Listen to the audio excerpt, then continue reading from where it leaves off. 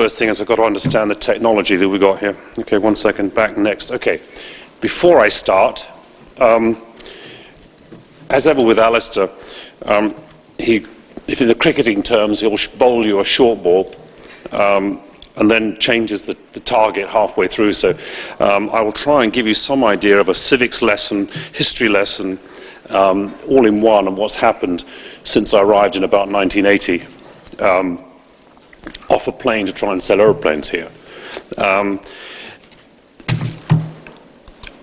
Alistair always writes the two questions in one line. In giving you one question, then there's subsections. The rules of selling aircraft in Asia. If you want to be here for a couple of days, I can start, and I'll delay you from the drinks later. I'm sorry about that. And look at the market over the next 10 to 20 years. Earlier on, we had a bit of a Me Too moment when we started talking about crystal balls. My balls have been through the school of hard knocks. I will try and share some of those with you. Not my balls, my knocks, with a view to passing on where I think things are. My swingometer is on the pessimistic side, and I'll give you some pointers. Even if we're enjoying the back end of a really good 10 years of economic growth, I think we need to sort of see where we've come from in those last 20 years. It consisted of me and a couple of other people. I'm not being pig-headed here, but it was basically that. Pre-owned was done 100% out of the US. You sent telexes, remember those? The MRO coverage, the spares coverage, I had to say with all honesty, with a smile on my face, to someone in Beijing or to someone in Hong Kong, go to Singapore, or someone in Australia, Perth, you got to go over to Sydney. The distances were huge. That's like saying in North America to someone in New York, go to Sao Paulo to get your airplanes maintained. That's the scale of what this market was. That was what this region consisted of. And that was support in those days. There were no spares depots. If you were lucky, they were sent out in a week or two. And if it was going to China, add customs in those days even longer. And China really was not on the radar. It was there, but it hadn't really yet become what it is and has been recently. So we've gone through these phases of China now emerging, but also having its problems. We've seen the emergence of aircraft management companies. We've seen pre-owned aircraft sales now in the region. We've seen banks with specialists. We've also seen lawyers set up office here with aviation, and we've now got multiple sales offices from all the vendors and all the OEMs in the region. So that's the sort of growth that's occurred over those years. But sorry, I missed that slide, I got it around the wrong way. What I'm concerned about, though, is in this growth, there's also been some concerns and worries about crossovers of responsibilities. I think some of the, in my side of the pre-owned sales, it's got a bit clouded in certain areas. There's a lot of people who are offering all sorts of services beyond either just brokering or being a lawyer or being a management company, and not focused and specialized in what they really do. And I think that has been one of the negatives of the last 20 years. But we're flying headlong into major constraints to which there are no simple, easy, straightforward solutions. We're limited by infrastructure. It's a big problem. The US is 5,000 plus airports. China is less than 250, excluding military. Singular lack of airport access and ramp space, even here in Singapore. I might get into trouble for saying this, but these latest embargoes on curfew are insane at Seletar, absolutely insane. Getting slots in some of these airports is very complicated for business aviation. And true, the airlines gobble them up. Every minute there's a slot available. We're going to be beholden to their growth, unfortunately. But this is a problem that's holding us back as a business. Some of the franchises that are in place, put in place 25, 30 years ago, are just not fit for purpose. Hong Kong is a good example. The franchise for Hong Kong was written in the late 1980s, and it's now showing that it doesn't work for business aviation. The military also see us as a risk. Restricted airspace, China. Closing down airspace, China. Space around this island is contested, as you probably know. And there are also issues where one day an airway is closed, next day it's open. How can you really, and in the end, because it hits airlines as well, but it does hit us badly. This is one area when one's looking at selling of aircraft in this region that I think the industry needs to take a long inward look at. We do need to get the owners, get the OEMs, the vendors, the aircraft management, the fund, everybody that's in this room aware that condition of aeroplanes is important. We've all got to do this. We've all got problems of aircraft condition. When we try to present an aircraft in the United States, I don't want to know. It's come from China. It's come from Asia. Hasn't been looked after. The immediate perception is poor. Now, I don't think that's fair in a lot of cases, but there's also things that I think as an industry we've got to look at. One OEM tells me that an 8C, that's a 96-month inspection, is 2.5 times the man-hours for an Asian-based aeroplane, typically. Average. That means there's quite a lot more. One aircraft management company proudly told me they only clean the aircraft on the side that the boss sees. That's insane. And another one said that cleaning an aircraft is only recommended by the OEM, so they don't do it. You only have to look at some of the airplanes in this region when they've been sitting outside. They don't get cleaned. It's a simple fact, and that is costing money. And that fact is not always understood. Two of the engine OEMs actually vary their rates for very good reasons. The cost of the environment to the engine, the impact to the engine, lack of use. Remember, a lot of airplanes here don't fly many hours. They're low utilization by industry averages. So there's a lot of time just sitting down doing nothing. And I want to try and get the message across that airport management have a role in this. The authorities, the regulatory authorities, the registrations, the security have to understand if they put our airplanes away behind barbed wire and tell you it takes 2 or 3 days to get there, and they want to charge you 10,000 Hong Kong dollars to go and get it, just by the way, because of the franchise. This is flight safety. There was an AD written for an aircraft based in Singapore for 10 years here. I sold the airplane originally. An air directive because of the lack of care and attention of an airplane. There was a flap. And if you know the cross-section of a flap, there were drain holes at the back end of the flap. Those holes filled up with microbiological growth, fungus by any other name, and prevented the water to drain out of those flaps. That created corrosion at the back end of the flap. The flap separated. Thank God it separated on the ground, not in the air. If that happened at takeoff or on landing, that airplane would have been upside down. There was nothing the crew could do. That came out of a lack of care and attention, and that was because you can't often get to the airplane to do the work. Pre-owned aircraft traditionally have been moved on after 10 years. We've got a lot of first-time sellers in Asia, and when you go and sell them in North America, the Asia brand doesn't go down too well. But I think if we can address these issues, there's no reason why we shouldn't be operating normally.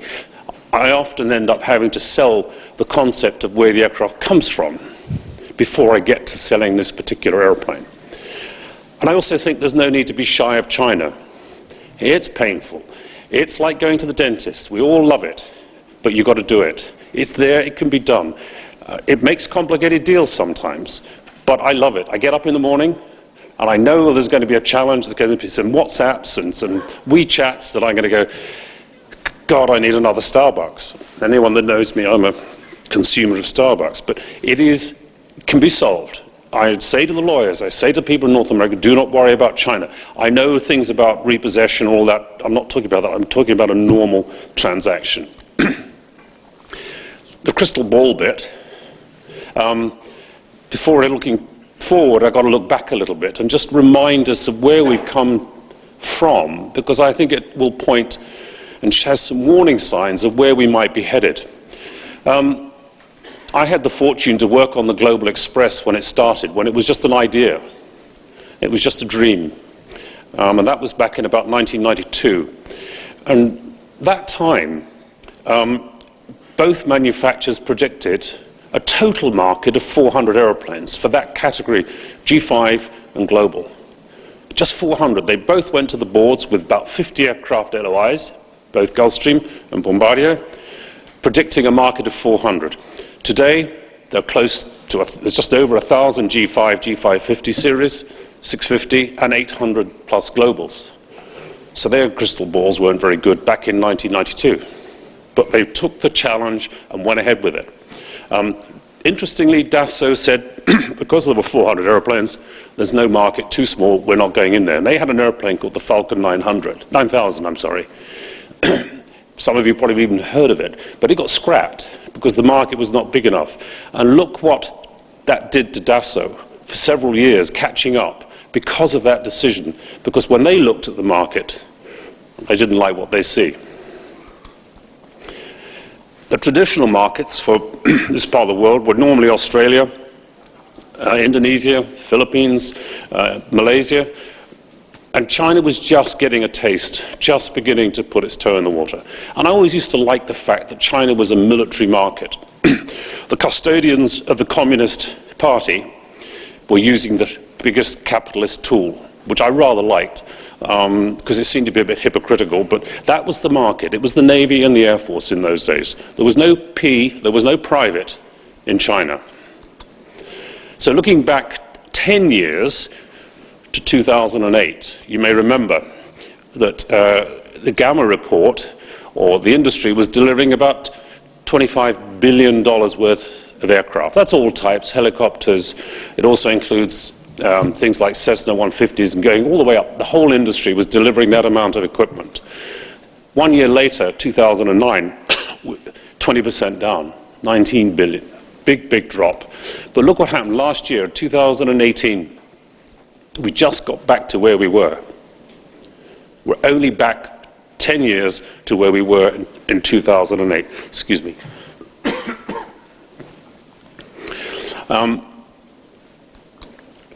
The next 5 years, and Jetcraft put its balls on the line by publishing a document to suggest that over the next 5 years there will be some 11,000 plus pre-owned transactions and some 3,400 deliveries of new aircraft with a $29 billion estimated value. And North America continues to dominate, even when China overtakes the United States, which it surely will in terms of the size of the economy. With the infrastructure and the structures in place at the moment, political, military, etc., China will not overtake America in our business. Europe will remain second with about 18 to 20%, and Asia third, 12 to 14%. My personal aim before I hang up my whatever is to try and help Asia overtake Europe. That's a personal aim, because I think it can happen, Asian as a region. But back in 2008, there were a number of pointers. There was gross oversupply. Pricing was chasing the market. Speculation, buyers of aeroplanes had no intention of taking deliveries. Production was an all-time high, and the market crashed. The perfect storm. And we're coming back into that sort of storm. Look at what's being produced in the aircraft that are in the early stages of development or just entering production. This is just a snapshot of some of the aircraft that have been announced and those that are being talked about. It doesn't mention aircraft that are already there. These are the aircraft which are openly in the marketplace, such as the G600 or the new Praetors. But if you then start adding in the speculative ones, there is a new Gulfstream out there. There is another Falcon out there. So the market is hugely crowded, all in one sector, all in one segment. Forget the bottom end, for the simple reason every one of those aeroplanes there is going to throw out another aeroplane onto the market, onto the pre-owned market. Most of those clients are going to have a Falcon or a Dassault, a Global or a G something that's going to have to be replaced. Where's it going to go? And if there's anyone in any doubt, and the question was asked of Bombardier this morning about a reaction to the 7500, two quotes from the same position, essentially the same title, from the same company, 26 years apart, by the same company, and what do they say? And it sounds like a song, the first one, whatever we can do, whatever they can do, we can do better. This is Gulfstream's chairman at the time, Bill Lowy. Our franchise is to have the longest range business jet. 26 years later, in this conference in Miami, Mr. Burns went on to say, Gulfstream has no intention to relinquish control of the market we created. There will be a 70-something or 7500. So I think history is repeating itself. What is the impact on the market with all these extra units when all of them are in that top-end segment? Of course, if it then hits an economic downturn, you've got, again, like 2008, mass production and an economic downturn. And OEMs throughout history, whether they're airlines or whether they're business, build too many aeroplanes. Right at the moment, the market goes down the toilet. So what's going to happen in the next 20 years? This is where it gets a little bit complicated, and thank you, Alistair, for entrusting me with looking that far ahead. If I'm still working here 20 years from now, infrastructure in Asia has to improve for our industry to properly grow. That's a fact. There's no change there. Airports, authorities, regional governments need to understand the value of business aviation. We have to sell that in any way or form that we can go about it. And China, my plea, why don't you look at dual-use airports? It's okay, Frankfurt has military. There are many other airports around the world. Why can't China do it? Maybe they will, but that will solve some of the airport problems. As I said, I see Asia displacing Europe over time. In that time, it probably will. But there's going to have to be some changes in attitude and approach. Silly things that get in the way, restrictions on airport uses, etc., that all has to change. Ladies and gentlemen, that's 20 years, and my ball's on the table.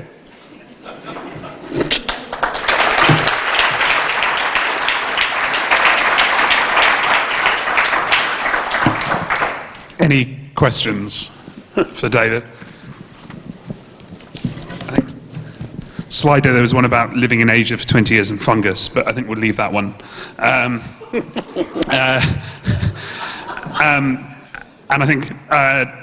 I think David will be around downstairs during the cocktail reception. Any more questions? David, if you had to sell new aircraft again, which manufacturer would you want to work for?